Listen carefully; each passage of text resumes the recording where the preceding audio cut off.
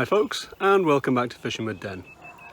Well, those of you that have been watching my videos over the past year or so, you're going to know that I've done quite a few of them on how to fish with the Waggler Float. So today the plan is to make this like a summary tutorial to put everything together. Now obviously if I showed you everything all over again, that would take up about 2.5 to 3 hours, and it would just be a rehash of exactly what I showed you in the other videos. So the plan is that I'm going to go through it in real time today. I've just sat down at this swim, never fished it before, and so I'm going to show you how I approach a new venue or a new swim. And what I will do is, as I get to various bits where I've already done videos, for example the setting up or the plumbing the depth, I'll put a little link somewhere on the screen there as a suggested video, and you can go back and view that a bit later on if you think there's anything that I've missed or you didn't find was clear. Before we get started then, let me just show you the swim.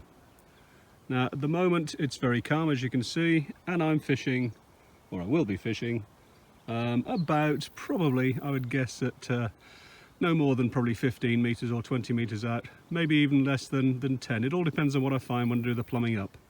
So this is the float. It's a 2.5 AAA Waggler, which means it's attached bottom end only, and I've used one of these swivel adapters, as you can see here. These are all homemade floats, so there will be a link coming up to these little cheap reed floats that I made earlier in the year. They only have a little peg at the bottom, no eye, so what I'm going to do, just put that in there and push it on.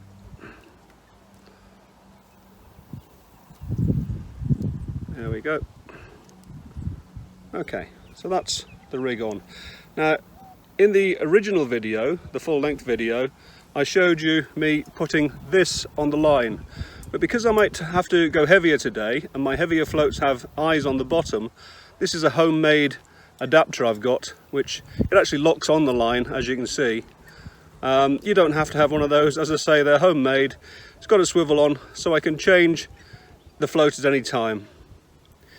Now this is 2.5 AAA, so I've only put one AAA on there at the moment. I've also got 3 number 6s down the line, and about 3 inches from the hook here, I can get the hook out, there we go, 3 inches from the hook is another number 6. Now that's the telltale shot. That sits just off the bottom, and when the fish picks up the bait, the float lifts and you get a lift bite. Again, suggested video up above. Hook size is a 14, and it's actually a B911 Kamasan, which I find is a good strong hook because I'm fishing for carp today. Line, I'm using 6 pound Maxima Ultra Green as the main line, and this is an 017 power line as the hook length. Hook length is about 8 to 10 inches or so, and I find that that's a good balanced combination for what we need to do. So that's the rig. Now we're going to plumb the depth. There's a plummet. Put it on. And just pull the hook in. Try not to hook yourself as I'm doing. Trying to do this for the camera. There we go. Hook in the bottom, and that's the plummet. And that's how we're going to find the depth today. So let's cast out then. I'm going to overcast the area where I'm going to be fishing by quite a ways, first of all. So I can see it's actually sitting up at a slant.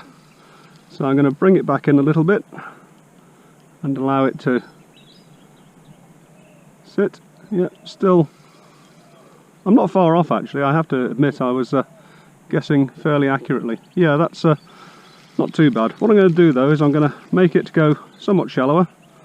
I think I'm probably only 4 or 5 inches over depth.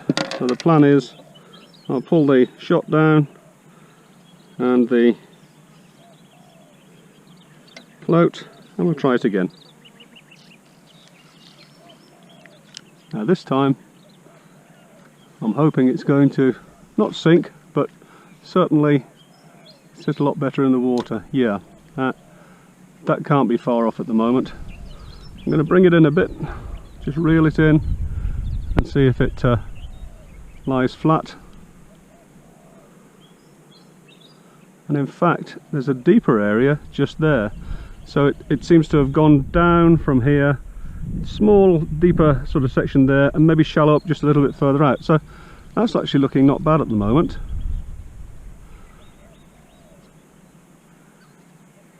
Yeah, looking at this, I'm thinking fishing out there at probably 15 meters is probably fine, but I will just bring it a bit further just to see. Yeah, the bottom seems to be more or less the same, so it looks like there's a plateau out the back actually. As you can see, it's now shallowing up, the float's sitting more sideways. There we go. Okay, in actual fact I'm pretty happy with that, so that's what we're going to go with. Now, just in case your float gets moved in any way, shape or form, or you snap off, I'm going to put this into the hook keeper here and tighten up, and then I'm going to count the rings. 1, 2, in fact I don't need to count the rings, it's just to the whipping here at the joint. So if I ever need to set up again, that's where I need to set up to. Saves me having to replumb. Okay, I'll just get the float shotted properly and we can crack on. I've added the necessary shot to make the float sink, so now I'm going to put just a single piece of sweet corn on and cast out.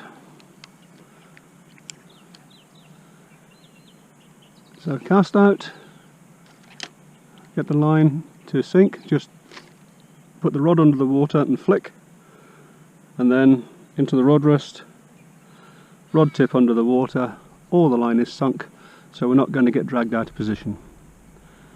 That's about spot on for where I want to fish, so now I'm just going to feed a small amount of bait. Now to start off with, I'm going to be feeding about that much of the pellets and about the same amount of corn.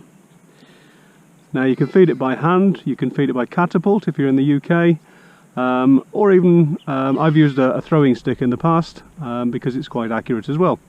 However you do it, you want to get the bait as close to the float as you can, so try and pick a marker on the far bank. In my case there's a telegraph pole and a tree in the distance, so I'm going to be trying to aim at that. That's enough to start with. This is what's called the little and often principle.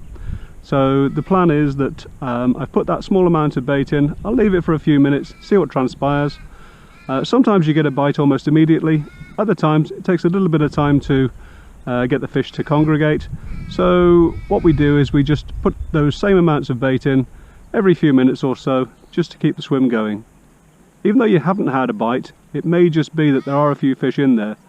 Now of course you could pile in a whole huge amount of bait to start with, but that's very often counterproductive. For what we're trying to do here, just stick to the basics and you shouldn't go far wrong. Something you shouldn't ignore is the margins. Just down here I have checked the depth and it's about a couple of feet deep, so I'm just going to put a small amount of bait in there, as you see, and I'll keep topping that up as the day goes on. Quite often the fish do turn up right close in down there, and quite often they are the bigger fish. So we'll leave that to settle for a while, leave it for an hour or so, maybe more. Just periodically go over the top of it, have a look, see if there's anything there, and hopefully we'll pick up a few fish from there too. So the good news is that although the wind's started to get up just a little bit, and it is predicted to get up reasonably strongly this afternoon, the float's still holding position. Now I don't really want it to be moving too much, and I certainly don't want it to be moving with the direction of the wind, because of course we've talked about this in previous tutorials where the surface goes, say, that way, and that pushes the bottom layer that way. So if anything, you want to be going that way with the current. If your boat's going against the current, I may have a bite. Hold on a second.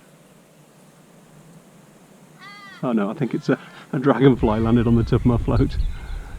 Yeah, so anyway, if your bait is going against the current, then that's going to be unnatural and you're not going to catch any fish. So check out the video on beating the wind, and hopefully we can show you how to overcome that.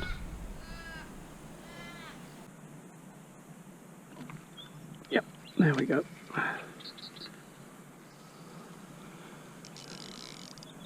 Clutch is a bit loose, so I'll just tighten that up a fraction. Keep the rod down low. This one's swimming right across in front of me, and you should be able to lift it in a minute, but of course this one decides to be awkward. There we go. Now he's actually not quite ready yet, so I don't want to be trying to lift him too soon into the net. It's not a big fish, but while they've still got plenty of fight in them, the last thing you want to be doing is trying to drag them. There we go. As I say, try and keep the rod low until such time as you're ready to net them. We may be getting close to that now. Make sure your landing net's to hand. Dip it in the water. He's not quite ready yet, is he? Right, not a huge fish. There we go. And gently bring him over the net. And that's it. So, we're off the mark anyway. That's probably, I don't know, about £1.5, maybe £2, quite a thick fish. And he's only just lip hooked with the barbless hook. Good start. Okay, so another piece of corn on the hook, and let's get back in there. The wind is just starting to rise a little now, but I'm hoping we're not going to get too much of it during the day. Sink the line, and there we go again. Yeah. Whoa! Always have your clutch correctly set, guys. That seems like quite a nice fish.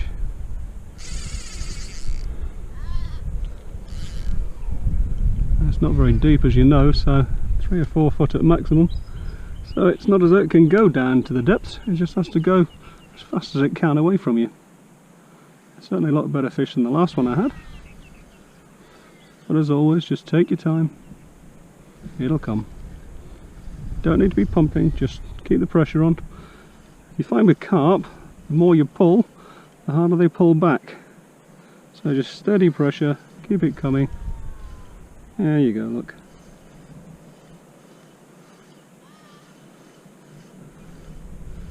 There he is, somewhere over there. Ooh.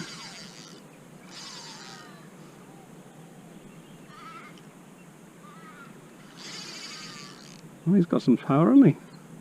Sorry, got a fly up my nose.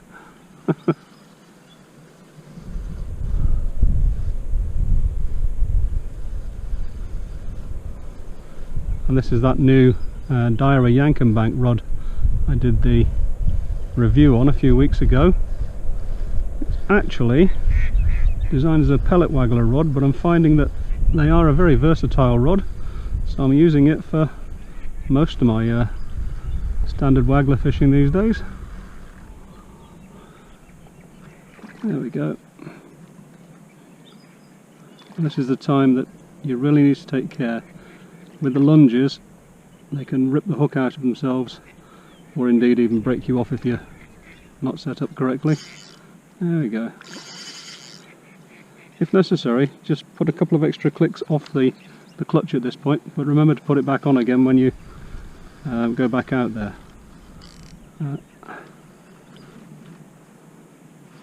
Here we go. He's not huge, but he's very, very fit. Now, this is the time to raise your rod, as I said. Get your landing net in the water.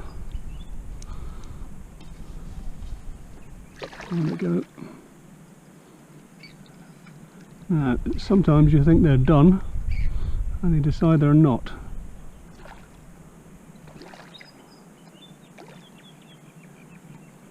Come on, fish, you can give up now. Here we go, getting closer. Okay.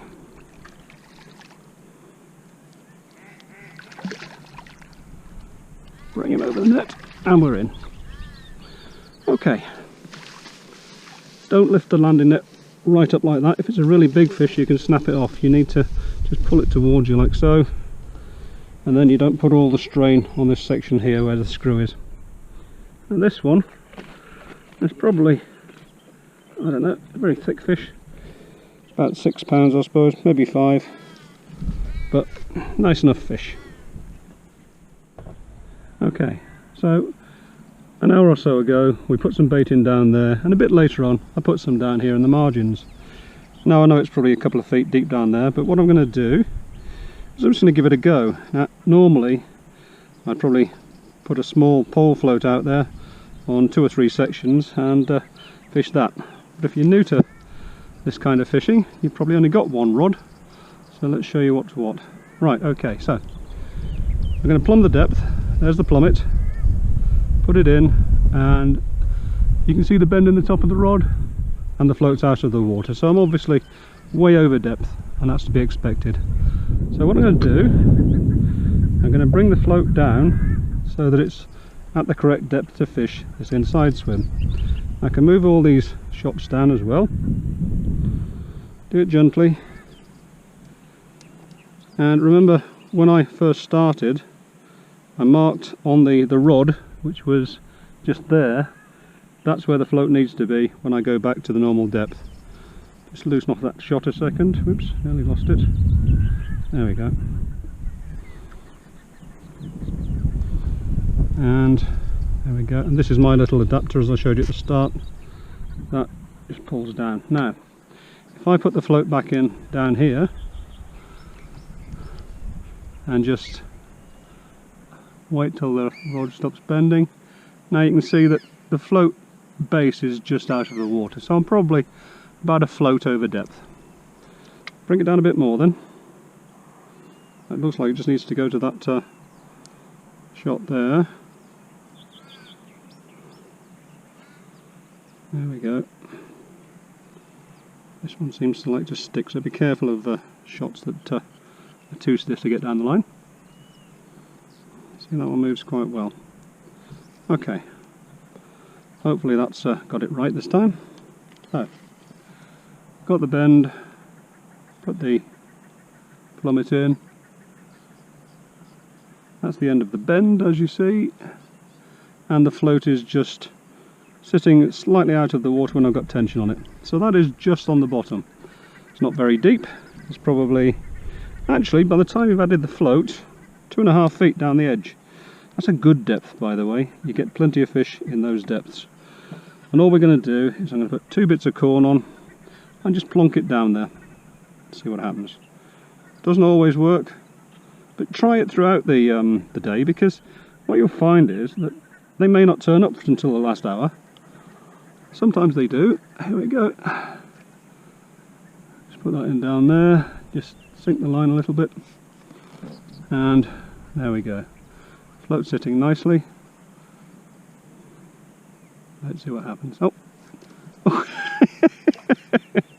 I had a bite straight away and missed it. Well, you can't hit them all, can you guys? Okay, let's do that one again. There's obviously something down there. Could have been a line bite, but it did go down quite nicely. Usually if it's a line bite, the float shoots under. And a line bite, of course, is where the fish's tail or fins hit the line and make it look like it's a proper bite, but it's not. Okay, let's try that again. Right.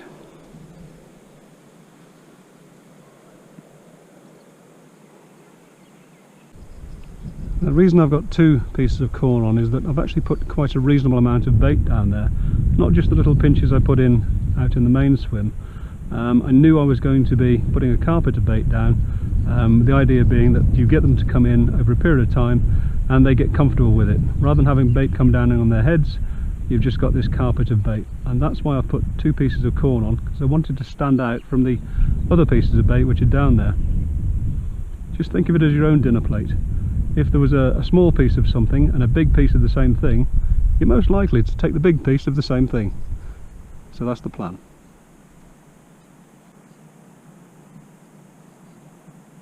Just had a knock, and there we go. Whoa, fish.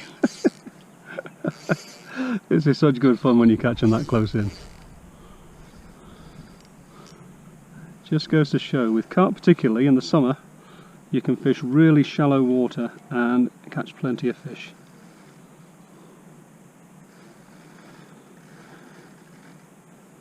And sometimes the other fish will stay down there, but sometimes as well they may also have spooked. So I'll have another quick look down there in a second, and if I don't get any bites we'll do some more feeding. I've actually fed that other swim just down there, so what we'll do then is to see if we can catch from that side. There we go. Not so big this time, guys.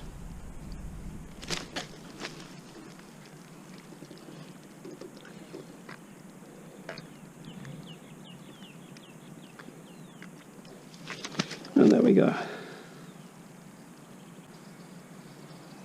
Okay, well it doesn't look like I'm going to get any more bites down there just for the moment. So I'm going to take some bait and just put some more in and then leave it to soak, as they say.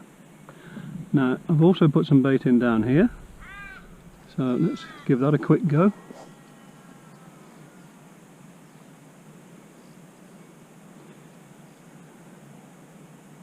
Now if we catch something from here we'll see how that goes, and then we'll feed again, and then we'll go back out to the main swim out there.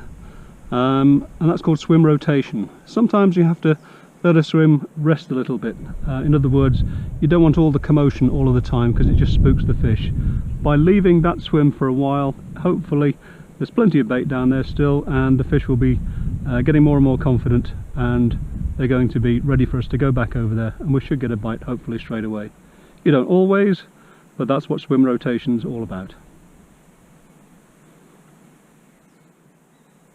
Okay, well look, there's nothing much happening on that side at the moment. Not to worry though, that's not unusual. You don't always catch from everywhere. Again, we'll put some more bait in down there. And as I say, sometimes the fish turn up literally in the last hour or so.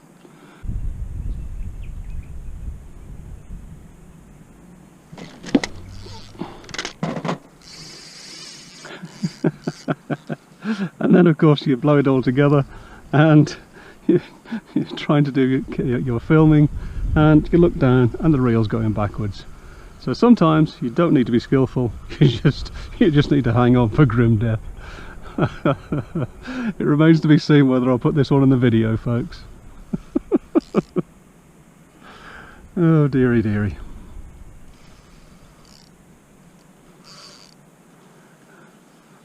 Just so you know what had happened, the main camera here where I show you the bites, the battery had gone, so I was changing batteries and messing around with my iPhone to connect to it, and of course Murphy's Law struck. You don't mind of course, but you know, maybe not the most professional way of doing things, but hey, we're only having a day's fun, and that's what it's all about in the end.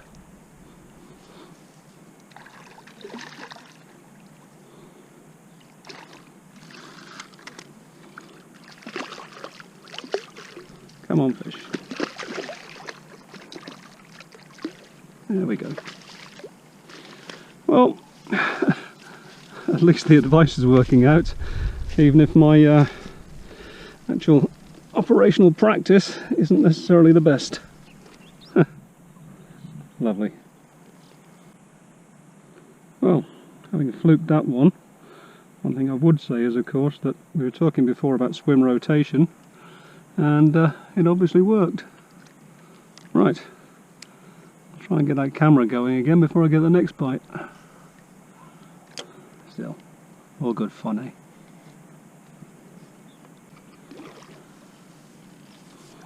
And we're starting to get a few bites now, and so I'm actually starting to feed just a little bit more. This one's not done yet.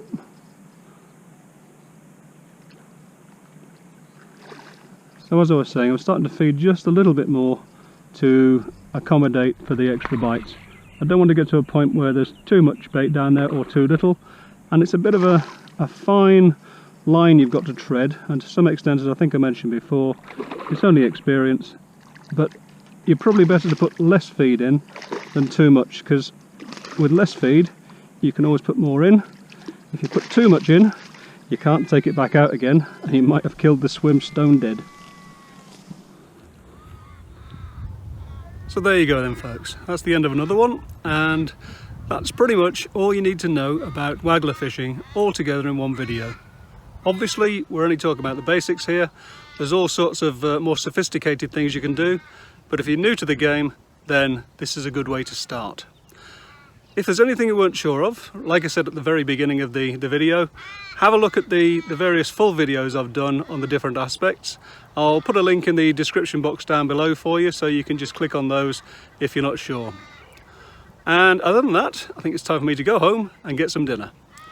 So I hope you enjoyed it. If you did, click the like button. If you want to subscribe, you can do that. And until the next time, bye for now.